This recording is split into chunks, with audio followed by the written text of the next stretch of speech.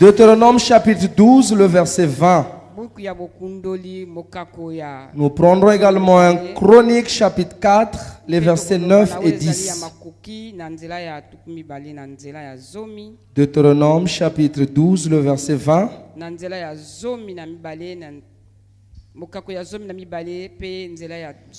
Je me permets de faire la lecture dans la version Darby et même la version français courant dit la même chose. Quand l'Éternel ton Dieu aura étendu tes limites, comme il te l'a promis,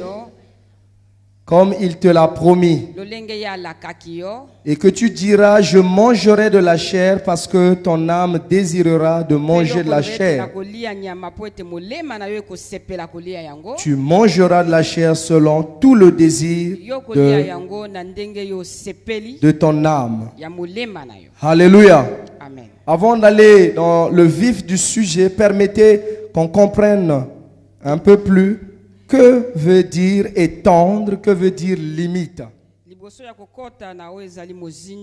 Ça va beaucoup nous aider dans la compréhension de ce message. Alors j'ai pris le temps de regarder sur Internet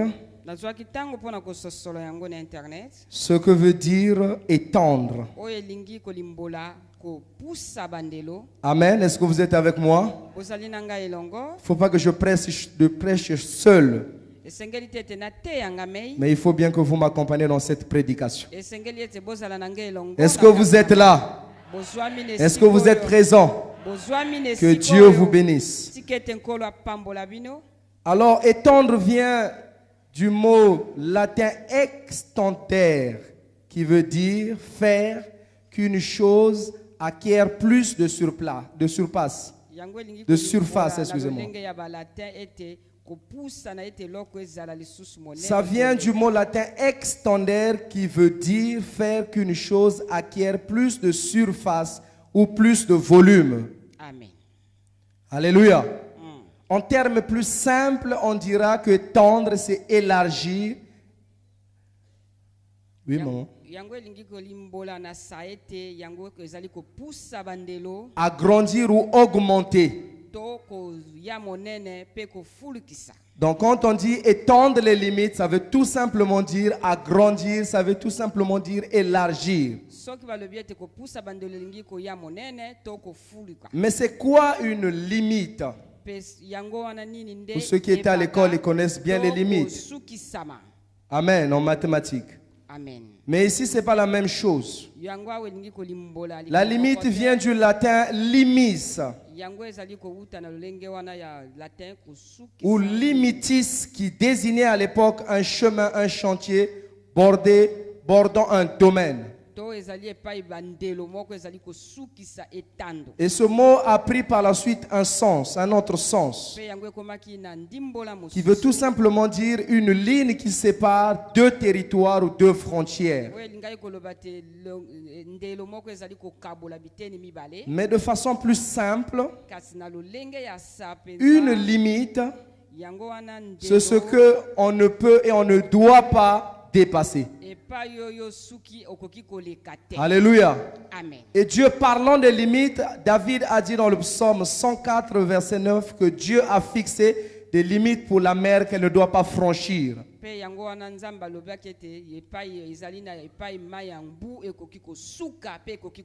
Pour qu'elle ne vienne plus recouvrir la terre. Alléluia. Amen. Et dans la vie, tous nous avons des limites. Alléluia. Tu peux avoir, bien aimé, des limites physiques, des limites intellectuelles, des limites financières ou sociales. Alléluia. Les limites peuvent aussi venir de tes ennemis qui t'empêchent d'aller de l'avant. Ça peut venir du diable. Mais la bonne nouvelle pour nous ce matin, c'est que Dieu va étendre nos limites. Quelles que soient les limites que tu vis dans ta vie, le Dieu de la Bible a les moyens de te délivrer de ces limites. Il a les moyens d'étendre tes limites afin que tu vives une vie heureuse. Quelqu'un dit après moi Amen. Amen. Alléluia. Amen. Parlons de la promesse de Dieu sur étendre les limites. Comme nous l'avons lu dans Deutéronome chapitre 12. La Bible dit quand l'Éternel ton Dieu aura étendu tes limites comme il te l'a promis. Nous comprenons par là que tendre les limites est une promesse de Dieu. Et cette promesse a été donnée à Israël.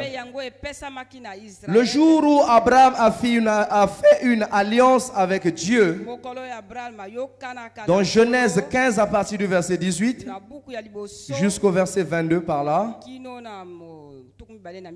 Dieu a montré à Abraham le pays qu'il devait donner à ses descendants. Le pays de Canaan. Mais ce pays était habité par plusieurs peuples. On nous parle des Héthites, on nous parle des Girgasiens, on nous parle même des Cananéens. Mais c'est ce territoire-là que Dieu a promis donner aux descendants d'Abraham. Et à nous, Beraka aussi, une promesse avait été donnée au début de l'année. Dieu a dit pour nous que cette année est une année de l'élargissement. J'aimerais que tu prennes à cœur ces paroles et que tu marches selon la vision que Dieu nous a donnée cette année. Parce que ce qui est vrai, c'est que Dieu ne ment jamais. La Bible dit qu'il veille à l'accomplissement de sa parole. Et j'aime la version qui dit que ce que sa bouche dit, sa main l'exécute. Je dis à quelqu'un que cette année tu vivras réellement l'élargissement dans ta vie. Parce que ce n'est pas un homme qui l'a dit, mais c'est Dieu qui te l'a promis. Même si pour Israël aujourd'hui ils ne vivent pas l'élargissement comme tel, mais ça ne veut pas dire que cette parole est tombée en vain. Un jour Israël va s'étendre comme Dieu l'a dit. D'ailleurs dans Genèse toujours 15, Dieu avait donné les limites du pays. Il a dit que le pays allait commencer du fleuve de l'Égypte jusqu'au grand fleuve de l'Euphrate. Tout ce territoire-là, bien aimé, c'est ce qui doit revenir à Israël. Même si aujourd'hui les Palestiniens s'opposent, je peux vous dire, bien aimé, un jour ils partiront, ce territoire reviendra à Israël. Parce que la Bible nous dit que Dieu n'est pas un homme pour mentir. Il n'est pas un fils d'homme pour se repentir. Ce qu'il est dit, il le fait toujours. Si quelqu'un avec moi qui dit gloire au Seigneur. Donc je t'annonce ce matin, bien-aimé, que tu connaîtras l'élargissement dans ta vie. Parce que Dieu te l'a promis. Alléluia. Tu finiras pas cette année sans vivre l'élargissement. À moins que tu sois négligent. À moins que tu vives dans l'incrédulité. Mais si tu crois, dit la Bible, tu verras la gloire du Seigneur. Est-ce que je parle à quelqu'un ce matin? Alors, j'aimerais maintenant vous parler de cet homme. Jochebed. Un modèle à suivre. Alléluia. Amen. Beaucoup certainement n'ont jamais entendu ce nom. Parce que ce n'est pas une personne célèbre. C'est par hasard, je peux dire, sinon si je parlais comme des hommes, que je suis un jour tombé sous l'histoire de cet homme. Parce que je peux vous rassurer, bien aimé, en lisant les chroniques, vous ne verrez que des noms, des généalogies. X a eu tel enfant, X a eu des noms bizarres. Et soudain on tombe sur cet homme qu'on appelle Jochebed. Alléluia. Vous me permettez de lire son histoire? Je lis la parole du Seigneur dans 1 Chronique chapitre 4, le verset 9 et le verset 10. Amen. Jochebed était le plus considéré que ses frères. Sa mère lui donna le nom de Jabed en disant c'est parce que je l'ai enfanté en douleur. Avec douleur. Jabed invoqua le Dieu d'Israël en disant si tu me bénis et que tu étendes mes limites, si ta main est avec moi et si tu me préserves du malheur, en sorte que je ne sois pas dans la souffrance, point. Ça veut dire que la chose continue. Nous sommes d'accord? Nous sommes d'accord que les points d'interrogation veulent dire que la chose continue. L'histoire continue. Et Dieu accorda ce qu'il avait demandé. Donc comme je disais, au milieu des généalogies, au milieu des noms se trouve l'histoire de Jabed. C'était un homme qui est né dans la souffrance. Parce que sa maman en l'accouchant, bien-aimé, était dans la souffrance. C'est vrai que des accouchements sont douloureux, mais son accouchement était cruel. Et sa maman est arrivée à lui donner le nom de douleur. Parce que Jabed veut dire douleur ou souffrance. Jabed veut dire celui qui cause le malheur. Comme vous le savez, en Israël, on donnait les noms par rapport aux événements ou aux circonstances. Le jour où la belle-fille d'Élie, le sacrificateur, a appris que son mari est mort dans le champ de bataille, que l'âge de Dieu a été volé par des imposteurs et que son beau-père est tombé de la chaise et qu'il est mort. Elle était enceinte, elle ne pouvait pas supporter. La Bible dit qu'elle accoucha et elle a donné à cet enfant le nom d'Ichabod. Ce qui veut dire la gloire de Dieu est bannie. Parce qu'elle ne pouvait pas admettre comment les Philistins pouvaient-ils ravir l'âge de Dieu, l'image de la présence de Dieu. Pour elle, la gloire de Dieu était bannie. Et elle a donné ce nom à cet enfant. Elle n'est pas la seule qui a connu un accouchement douloureux. Il y a un autre au nom de Rachel, la mère de Joseph. Lorsqu'elle a couché son deuxième enfant, la Bible dit que l'accouchement ne s'est pas bien passé et elle était mourante. Les femmes qui l'entouraient ont dit prends courage, car l'enfant qui sort de tes entrailles est un garçon. Et la femme a dit qu'on l'appellera Ben-Oni. Ça veut dire fils de ma douleur. Mais pour une première fois, Jacob a réagi. Parce que si vous lisez la Bible, tous les noms des enfants d'Israël étaient donnés par leur mère. Bon, aujourd'hui, c'est le papa qui donne le nom. Alléluia. Le nom que j'ai donné à ma fille, ma femme voulait s'imposer. J'ai dit, j'ai dit. Alléluia. Alléluia. Bien aimé, pour Jacob, ce n'était pas ainsi. Tous ces enfants, c'est les femmes qui donnaient les noms. Mais comme Ben-Oni, Benjamin qui est devenu Benjamin par la suite, est né, la maman a dit qu'on l'appellera Ben-Oni, c'est-à-dire fils de ma souffrance. Jacob a réagi, il a dit non, on ne l'appellera pas fils de ma souffrance, mais il s'appellera fils de ma droite, c'est-à-dire Benjamin, ou encore fils de bon augure. C'est comme cela que Jacob avait changé son nom. Je suis convaincu que le nom peut avoir l'influence sur la vie d'une personne. Mais je m'inscris totalement en faux sur tous ceux qui veulent changer de nom. Tu peux changer un homme, mais si Dieu ne change pas ton cœur, tu resteras la même personne. Et comme le disait le pasteur Bernard, il y a des gens qui portent le nom de la Bible, mais c'est des voleurs. Vous n'avez jamais appris qu'un Abraham, c'est un voleur. Vous ne l'avez jamais croisé dans les ruelles. Il s'appelle Jacob, il s'appelle... Mais bien aimé, ce n'est pas ce qui fait un homme. Si l'Esprit de Dieu n'est pas en vous, bien aimé, vous n'êtes rien, vous êtes zéro. Quand j'étais enfant, on nous emmenait prier quelque part.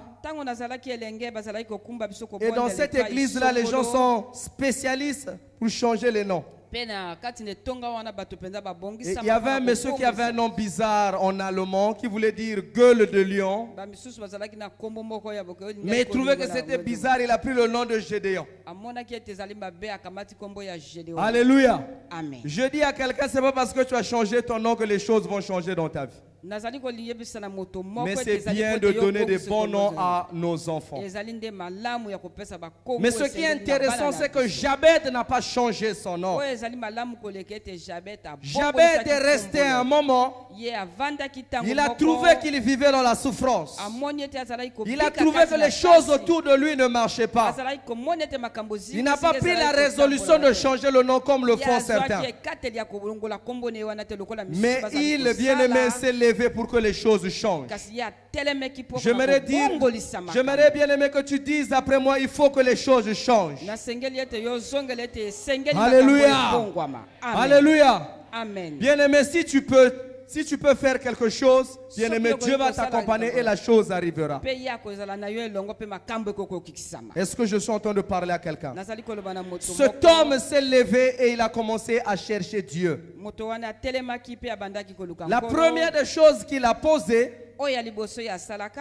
comme acte, c'est que Jabed a pris conscience. Quelqu'un dit avec moi la prise de conscience. Dis encore après moi la prise de conscience. Bien aimé, si tu ne sais pas prendre conscience de la situation dans laquelle tu vis, tu peux passer ton temps et mourir pauvre.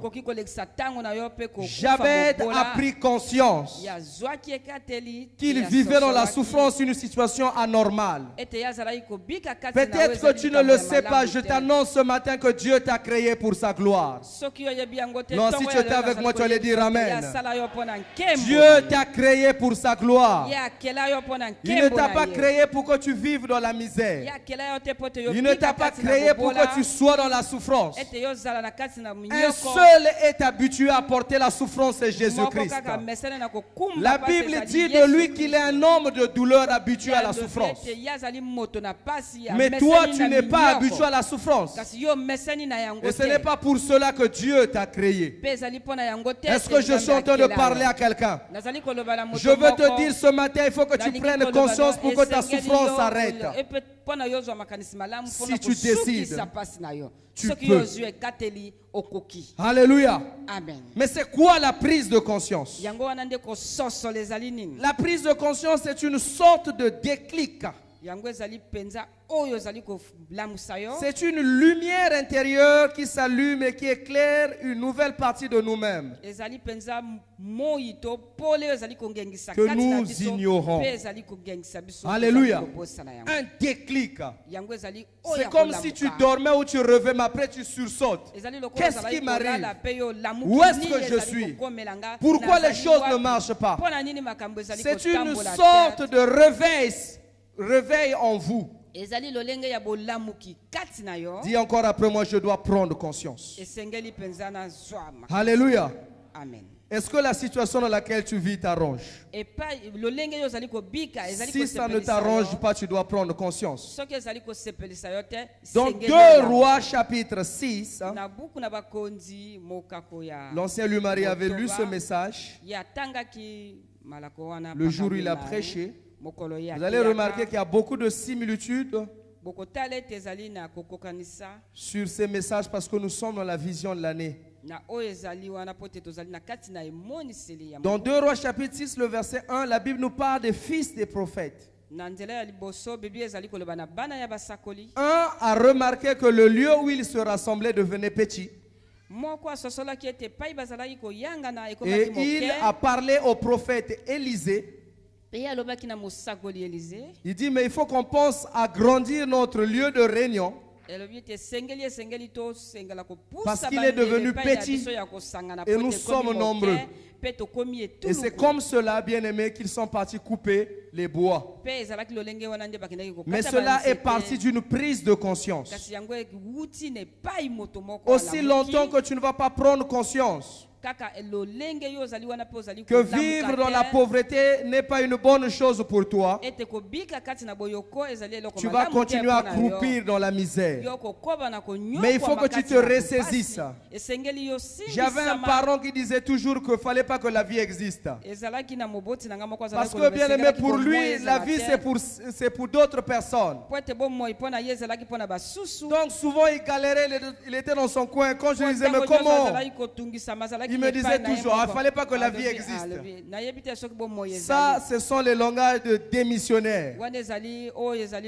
Mais je prie Dieu ce matin que ce message crée un déclic dans ta vie. Que tu te réveilles, que tu te lèves.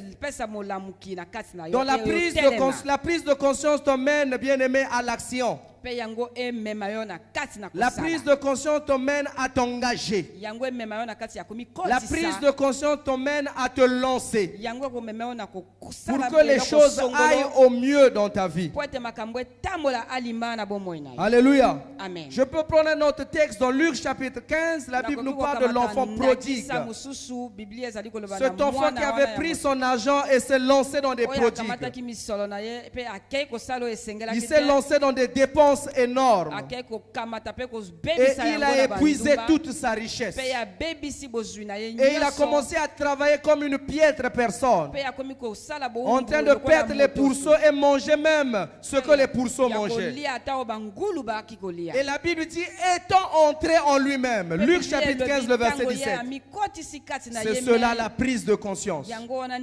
Étant entré en lui-même. Il s'est dit, oh, mais même les serviteurs dans la maison de mon père mangent mieux. Jusqu'à quand je veux continuer à manger la nourriture des pourceaux?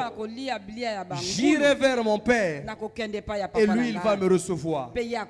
Alléluia. Amen. Voilà pourquoi j'ai dit, bien aimé, la prise de conscience doit t'emmener à l'action. Quelqu'un dit encore après moi la prise de conscience. Oh, je vous sens pas ce matin. Dis après moi la prise de conscience. Alléluia. Amen. Et la deuxième des choses, bien aimé, que cet homme a fait, Jabet. La Bible dit qu'il a prié Dieu pour que Dieu étende ses limites. Quelqu'un dit après moi la prière. Dis encore après moi la prière. Tu peux oublier tout mais n'oublie jamais la prière. C'est une arme puissante que les patriarches et nos pères nous ont laissée. La prière est une arme puissante. La prière fait même trembler la terre. La prière brise les chaînes. Et je dis à quelqu'un que là où tout est échoué, la prière réussit. Quand tes facultés s'arrêtent, la prière réussit. Alléluia. Il nous arrive dans la vie que par nos relations, par notre intelligence, que nous arrivions à régler certains problèmes. Mais pas tous les problèmes. Il y a des problèmes, pour trouver la solution, ça doit relever de la prière.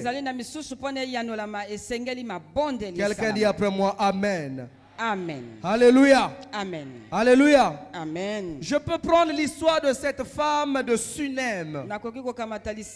Chaque fois que le prophète Élisée passait dans la ville, cette femme était hospitalière envers cet homme de Dieu. Et un jour, elle a construit une maison pour l'homme de Dieu. L'homme de Dieu était tellement touché par ce service. Et il a dit à son serviteur, que pouvons-nous faire pour cette femme? Est-ce qu'il faut que je parle d'elle auprès du roi. Parce que le prophète avait des relations avec le roi. Mais la femme dira non. Je suis une femme distinguée. Ce milieu-là, je le côtoie au quotidien. Ce n'est pas ce que j'ai besoin. L'homme de Dieu se tourne encore vers son serviteur pour dire, mais finalement, elle a quel besoin? Et son serviteur lui dira que cette femme n'a pas d'enfant et son mari est déjà vieux. Alléluia. Amen. Automatiquement, l'homme de Dieu a libéré une parole. Il a dit, l'année prochaine, je reviendrai et tu auras un fils. Comme pour dire, bien aimé, il y a des problèmes que les relations ne peuvent pas régler. Mais seule la prière. Quelqu'un dit encore après moi la prière. C'est étonnant de voir aujourd'hui les gens qui ne veulent plus s'impliquer dans la prière. Mais j'aimerais vous dire que la prière doit être votre nourriture. Vous devez vous appuyer sur la prière en toute situation. Comme aime dire le pasteur, quand vous avez la fièvre, vous avez tendance à prendre les médicaments. Ce n'est pas une mauvaise chose. Mais je peux vous dire que la prière guérit aussi la fièvre. Est-ce que je parle à quelqu'un? Il faut que tu cherches Dieu dans la prière comme Jabed. Et ta situation changera. Alléluia. Amen. Dans 2 Chroniques chapitre 20, le verset 3. La Bible nous parle de Josaphat. Josaphat était ce roi-là qui craignait beaucoup l'Éternel. Mais un jour, on lui dit que l'ennemi est déjà à la porte de la ville. Pris de panique, troublé dans son cœur. La Bible dit que dans sa frayeur, il se disposa de chercher l'Éternel. Quand tu souffres, est-ce que tu disposes ton cœur ou ton temps pour chercher Dieu? Quand les choses ne marchent pas, est-ce que tu te disposes de chercher l'Éternel? Les gens veulent seulement qu'on prie pour eux, mais ils ne sont pas prêts à payer le prix. Anne, on n'a pas prié pour elle. Elle s'est disposée dans la prière. Elle s'est décidée, il faut que ça change. Elle a commencé à prier jusqu'à ne plus prononcer des paroles. L'homme de Dieu qui l'avait vue croyant qu'elle était ivre. Mais elle a dit, c'est le chagrin qui est dans mon cœur. Et je suis venu exposer mon problème devant le Seigneur. L'homme de Dieu a dit que l'Éternel t'accorde ce que tu as demandé. Alléluia. Amen. Et c'est comme cela que Anne a reçu son miracle. Le temps me manquerait de parler de David. Dans 2 Samuel chapitre 22, le verset 7. La Bible dit que David, dans sa détresse, a invoqué l'Éternel pour chasser par Saül, menacé de mort, mais dans sa détresse, dans sa souffrance, dans sa douleur, il invoqua l'Éternel. Je dis à quelqu'un que là où la main de l'homme n'a pas pu faire quelque chose, la prière peut apporter des solutions. Je dis à quelqu'un que là où tout est échoué, la prière peut débloquer les situations. La prière brise même les chaînes. La prière ouvre les portes. La prière ouvre même les portes des prisons. Pendant que Pierre était emprisonné, la Bible dit que l'Église ne cessait d'adresser à Dieu les prières pour lui. Et un jour, contre toute toute attente, Dieu a envoyé un ange qui a ouvert les portes des prisons, qui a brisé les chaînes qui retenaient Pierre. Et Pierre s'est retrouvé libre. Je crois de tout mon cœur que la prière brise même les chaînes. Et je peux vous dire, quelqu'un qui sait prier ne mourra jamais malheureux. Quelqu'un qui prie ne sera jamais limité. Parce que quand il criera à l'Éternel, Dieu va étendre ses limites. Et je annonce pour toi ce matin que tes limites vont être étendues. Car le Dieu de la Bible est capable de changer la situation de ses enfants. Il a les atouts et les moyens. Je vous encourage à prier le Seigneur. Soyez des hommes et des femmes de prière. Et vous serez même une bénédiction pour vos familles. Est-ce que j'ai parlé à quelqu'un? La troisième des choses, je vais aller vite. C'est le vœu. Quelqu'un dit après moi le vœu. Dis encore après moi le vœu. Si vous lisez Jabez, sa prière, il a commencé par, bien-aimé, à faire un vœu à Dieu. Il commence sa prière par une conjonction si. Alléluia. Si tu me bénissais. Alléluia. Amen. Alléluia. Amen. Et tout à l'heure, nous allons parler du vœu conditionné. Quelqu'un dit Amen. Mais c'est quoi un vœu? Un vœu, c'est un engagement. Un vœu, c'est un serment. Un vœu est une promesse qu'une personne fait à une autre personne ou à Dieu. En janvier, nous avons fait des vœux à nos prochains. Ce sont des promesses. Beaucoup d'enfants, beaucoup d'argent. Ce sont des promesses. Alléluia. Amen. Alléluia. Mais le vœu, c'est aussi cet engagement-là que tu prends envers Dieu. Alléluia. Amen. Et je peux vous dire, bien aimé, qu'il y a deux sortes de vœux. Le premier vœu est un simple engagement. Donc je dirais le vœu comme un simple engagement.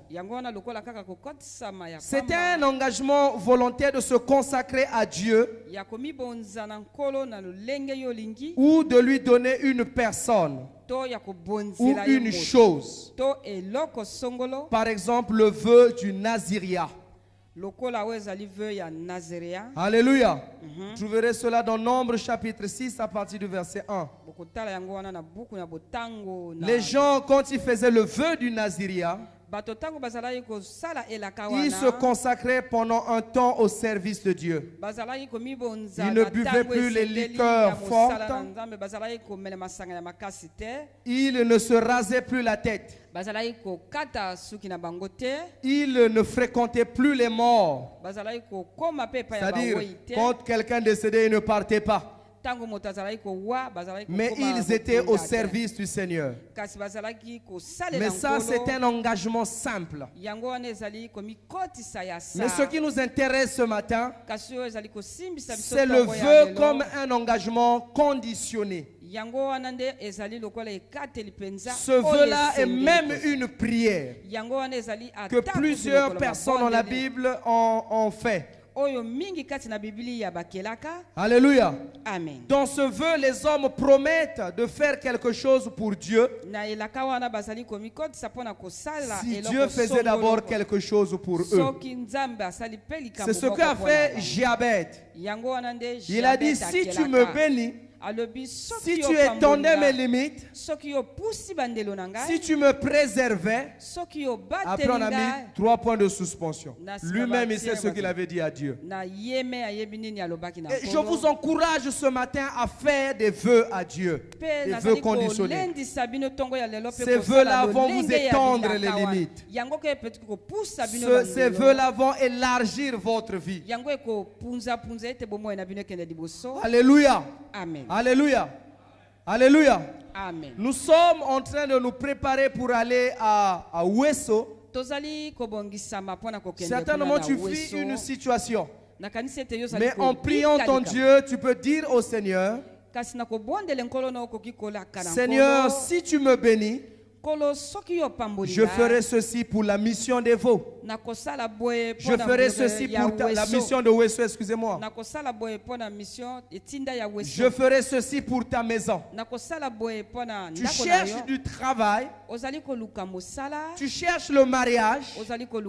Tu peux dire à Dieu, Seigneur, si tu permets que je me marie ou que je travaille, je te donnerai mon salaire. Par exemple. Alléluia. Alléluia. Amen. Et ce vœu-là, Jacob aussi l'a fait. Dans Genèse chapitre 28, le verset, à partir du verset 20 jusqu'au verset 22,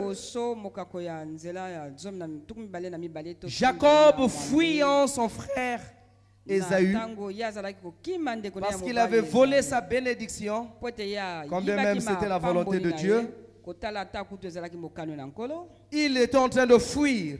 Et il s'est reposé quelque part. Et là, le Dieu de la Bible s'est révélé à lui. Dans un songe, il a vu une échelle où les anges de Dieu montaient et descendaient. Et Dieu lui dira que je suis le Dieu d'Abraham. Je suis le Dieu d'Isaac, ton père. Je te rendrai grand, je rendrai ta postérité grande. Je te bénirai. Et quand il s'est réveillé, il s'est rendu compte que le lieu où il était redoutable. Il a baptisé ce lieu du nom de Bethel.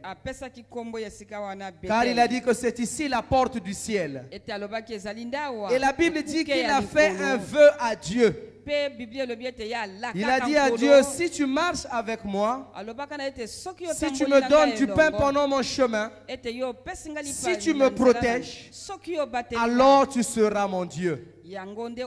Voilà la condition qu'il donne à Dieu. Et voilà également ce qu'il fera après que Dieu l'ait exaucé. C'est intéressant, bien aimé, de faire des vœux à Dieu. Mais surtout, il faut les exécuter. Ne prenez pas, bien aimé, ces engagements-là en vain. La Bible dit qu'on ne prend jamais un engagement sacré en vain. Alléluia. Et ne cherchez pas à prendre des engagements impossibles à régler. Comme le cas bien-aimé de cet homme qu'on appelle Jephthé. Un homme chassé de sa famille parce qu'il est bâtard. Parce qu'il était bâtard. Mais bien-aimé, cet homme-là, suivez-moi bien aimé s'il vous plaît. Cet homme-là chassé de sa famille parce qu'il est né d'une femme prostituée. Mais bien aimé, ses frères sont venus lui dire, nous voulons que tu sois notre chef. Nous voulons que tu sois notre chef. Parce qu'ils étaient sous la menace des fils d'Amon. Et c'est comme cela que Jephthé est revenu à la maison de son père. Mais Jephthé a fait un vœu à Dieu. Il a dit à Dieu, si tu me donnes la victoire sur les fils d'Amon, je vais te faire une offrande. Je ferai un holocauste. Quiconque sortira de ma maison sera sacrifié sous cet holocauste. Comme on dit, c'est un vœu osé. Et par malheur pour lui, quand Dieu lui a donné la victoire, quand il est rentré chez lui, la première personne à sortir de sa maison, c'était sa femme. Qu'est-ce que je dis? C'était sa fille, excusez-moi. Une fille unique, un enfant unique. Il a tenu la tête, c'était trop tard. Le vœu, il avait déjà fait. Oh, Seigneur. Donc si tu veux que Dieu étende tes limites, bien-aimé, premièrement, tu dois prendre conscience. Deuxièmement, tu dois être dans la prière. Et troisièmement, bien-aimé, tu dois savoir faire un vœu à Dieu. Alléluia. Amen. Mais qu'à cela ne tienne, j'aimerais te dire que le Dieu de la Bible est celui qui étend les limites. J'aimerais clôturer ce message en lisant Genèse chapitre 26 à partir du verset 20 jusqu'au verset 22. Est-ce que tu es là? Si tu es là, donne-moi un amen. Est-ce que tu es là? Si tu es là, dis gloire au Seigneur. Ah, je sens que tu es là. Que Dieu te bénisse. Les bergers de Guérar, Kererel, les bergers d'Isaac, en disant l'eau est à nous. Et il donna au puits le nom de Sec parce qu'il s'était disputé avec lui. Ses serviteurs creusèrent un autre puits au sujet duquel on chercha aussi querelle. Et il l'appela Sitna. Le verset 22, c'est le verset qui nous intéresse. Il se transporta de là et creusa un autre puits par lequel on ne chercha pas querelle. Il l'appela Rehoboth. Car, dit-il, l'Éternel nous a maintenant mis au large. Et nous prospererons dans le pays. L'Éternel nous a maintenant mis au large. Et nous allons prospérer dans le pays. Vous savez que, bien aimé, quand Isaac a sémé dans le pays des Philistins, la Bible dit qu'il récolta au centuple car Dieu l'avait béni.